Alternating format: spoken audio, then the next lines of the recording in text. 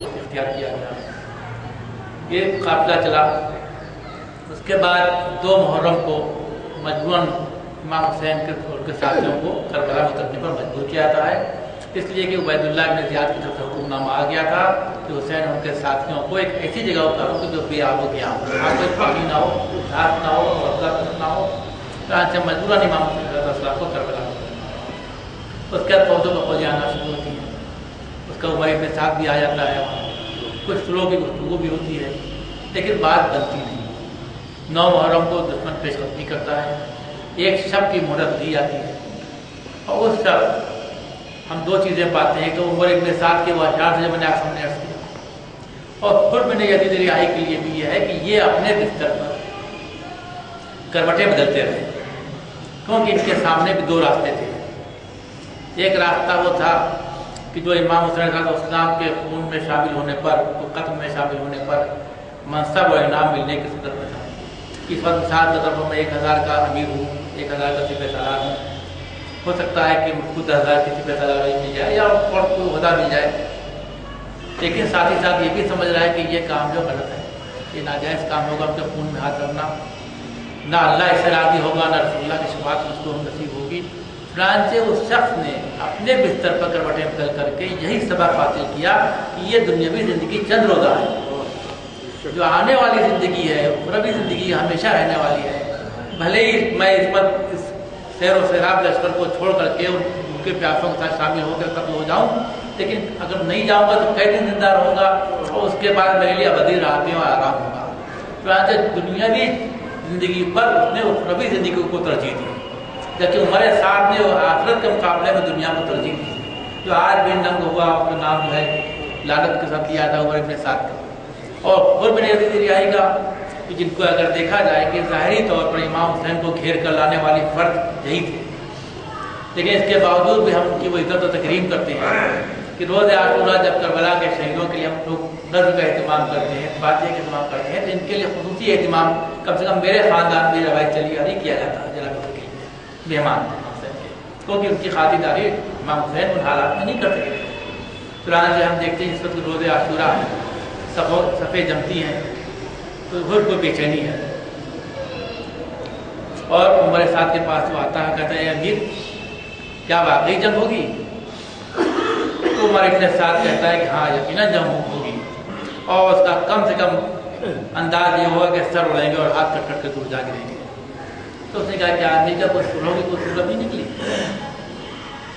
تو ایک پسر سعد کہتا ہے کہ میں تو چاہتا تھا لیکن ابن زیاد راضی نہیں. تو یہ بات سمجھ ایک جنگ ہونی ہے. اب خر کے جسم میں تھرتھری ہے، اور اس کے بعد دیکھتے ہیں کہ ایک شخص ہے مہاجر بن اوس قریب آتا ہے. اس سے پوچھتے ہیں کہ تم نے کہ اپنے گھوڑے کو پانی پلایا؟ تو کہتا ہے میں ابھی پانی نہیں پلایا. لیکن یہ کہتے ہیں تمہاری حالت کیا ہو رہی ہے؟ اگر مجھ سے کوئی پوچھتا کہ کوفے کے بہادروں کا نام لو تو میں سب سے پہلے تمہارا ہی نام لیتا، لیکن تمہارے چہرے پر درد اور درد کیسی ہے؟ لیکن وہ اس کو جواب نہیں دیتے ہیں، بلکہ اپنے گھوڑے کو ایڑ دے کر کے امام حسین کی خدمت میں آتے ہیں، آ کر کے قدموں میں سر رکھ دیتے ہیں. امام حسین کہتے ہیں بھائی تم کون ہو؟ سر تو اٹھاؤ. اور پھر کہتے ہیں میں آپ کا گنہگار ہوں، میں آپ کو کھیل کر لایا تھا، کیا میری توبہ قبول ہوگی؟ اور امام حسین کہتے ہیں ہاں تمہاری توبہ قبول ہوگی. اس کے بعد پھر جو ہے اپنے عمر سعد کے لشکر کو سمجھانے کی کوشش کرتے ہیں، کچھ تقریر بھی کرتے ہیں. کہتے ہیں کہ دیکھو یہ فاطمہ کا بیٹا ہے، رسول کا نوازا ہے، تم نے اس کو بلا کر کے گھیر لیا ہے اس کو، اور رات کے پانی سے مجوسی اور کتے اور سور بھی سیراب ہو رہے ہیں، لیکن رسول کے نوازے کو پانی نہیں مل رہا ہے. اس پر تلوار تیر چلانے کی بات ہوتی ہے. اس کے بعد جناب میدان میں جاتے ہیں جنگ کرنے کے لیے. امام حسین کہتے بھی تو ہمارے مہمان ہو، تم ساتھ ہو.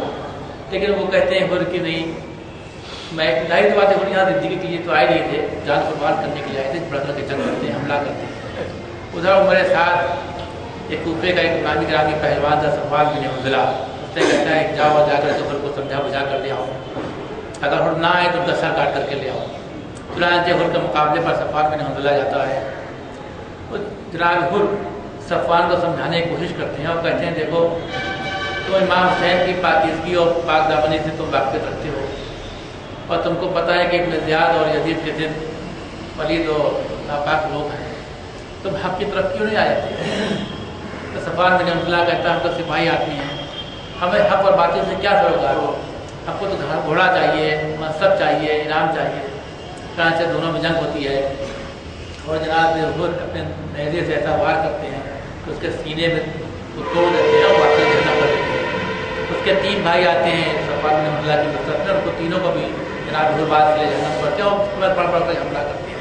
आप रजत पढ़ते हैं कि मैं हुर हूँ, मैं मेहमान नवाजी के लिए मशहूर हूँ, मैं इस सरजमीन पर रहने वालों उतरने वालों में सबसे बेहतर और सबसे मोअज़्ज़ज़ की तरफ से आया हूँ। मैं अपनी तलवार को दुश्मनों के गले का लहू पिलाऊंगा। मैं हुर उसको बढ़ बढ़ कर हमला करते हैं। अब जो शख्स इस मुल्क को बचने ही के लिए आया है, जिसको मौत का कोई खौफ नहीं है, उससे मौत भी दूर भागती है। किसी के सामने हिम्मत नहीं पड़ी थी आने के लिए कि जनाब हमला करते करते अब एक मंजिल वो आती है कि हम देखते हैं कि तीरों की बौछार की गई। ये बुज़दिलों का तरीका था कि सामने से लड़ ना सके तो दूर से तीरों का वार कर दिया जाए। तो राजा ज़्यादातर इमाम हुसैन के साथियों वो लोग हैं जो तीरों से जख्मी हुए थे या दाभक हुए थे। यही हुर के साथ भी था कि हुर जो है बहुत जख्मी हो गए हैं, हुर का घोड़ा भी पैर हो गया और गिर पड़ा। पर इमाम हुसैन अलैहिस्सलाम ने बात देखी तो आपने अपने एक साथी को घोड़ा दिया, कहा कि इसको हुर तक पहुँचा दो। चनांचे इमाम हुसैन के साथी ने घोड़ा हुर तक पहुँचाया। अब हुसैन तो ना थे, इनके कदमों को बोसा देता, लेकिन हुर ने घोड़े की रकाब को बोसा दिया, उस पर सवार हुआ। उसके जहन में यही ख्याल है कि मेरा कैसा करीम आता है जो इस भूख और प्यास के आलम इसके अपनी बीवी और बच्चों से ज़्यादा अपने मेहमान की फिक्र है कि मेरा मेहमान प्यादा होकर जब कर रहा हो घोड़ा पेश किया है। लेकिन अब जो जंग कर रहे हैं और अंदाज बदल गया उनका, अरे दुश्मन की फौजों में डूब करके जंग कर रहे हैं। जी चाहता है कि हुर, अरे ये तो जंग की हिकमत अमली के खिलाफ है कि एक अकेला तने तना शख्स इतने फौजों की अंबों में अकेला घुस जाए। तो जब नहीं कि हुर जवाब दे कि मैं देख रहा हूँ कि आका हुसैन की निगाहें मेरी तरफ है, अरे मैं उनको घेर कर यहाँ तक लाया, मुझे शर्म महसूस हो रही है, मुझे नेदामत हो रही है, लिहाजा मैंने फौजों की आड़ कर ली, फौजों में डूब के जंग कर रहा हूँ। एक मंजिल वो भी आती है जब हुर जमीन पर गिरते हैं, आका की खिदमत में सलाम आखिर पेश करते हैं तो कहते हैं मैं आ जा रहा हूँ, कुछ आपको नाना को पैगाम देना हो और कहते हैं वो हम तुम्हारे पीछे पीछे आते हैं। अब हुसैन से गवारा ना हुआ कि मेहमान खाक पर पड़ा उसके सिराने न जाए।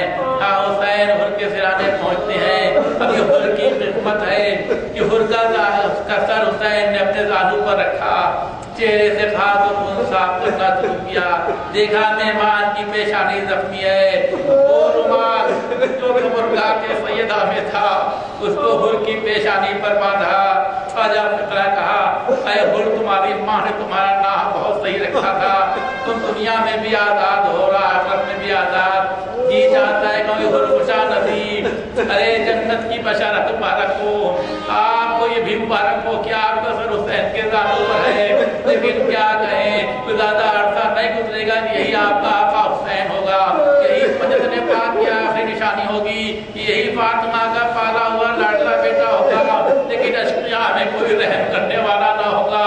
अरे जख्मों पर मरहम रखना कैसा, चेहरे से खाक और खून का साफ करना कैसा, जो करीब थे वो तलवारों से अजियत देंगे, जो दूर से झोलियों में पत्थर। बस यार मुल्लदीना